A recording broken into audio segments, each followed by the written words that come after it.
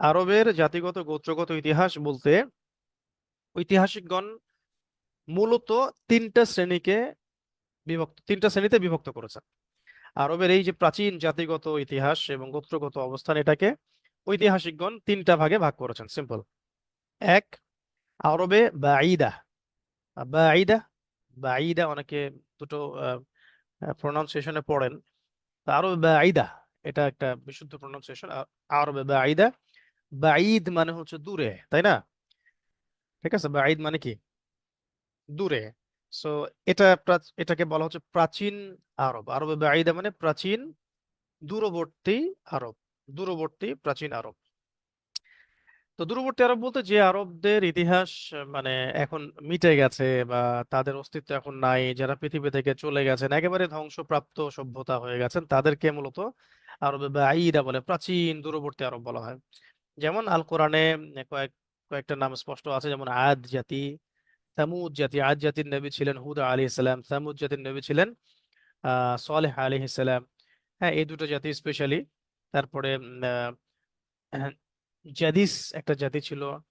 তারপরে আবিল, হাজারা মাউত, এইরকম কিছু জাতি আরবে বাঈদের মধ্যে অন্তর্ভুক্ত ছিল, স্পেশালি আদ এবং সামুদ। দ্বিতীয় শ্রেণী হচ্ছে আরবে আরিবা। আরবে আরিবা, আরবে আরিবা বলা হয় মূলত কাহতানি আরবদেরকে, কাহতানি আরবদেরকে। এটা নিয়ে আমি একটু বিস্তারিত একটু পরে কথা বলছি ইনশাল্লাহ।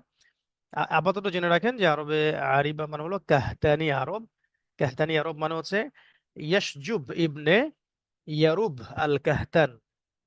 ইয়াশরুব, সরি, ইয়াশজুব, ইয়াশজুব ইবনে ইয়ারুব ইবনে কাহতানের বংশধর।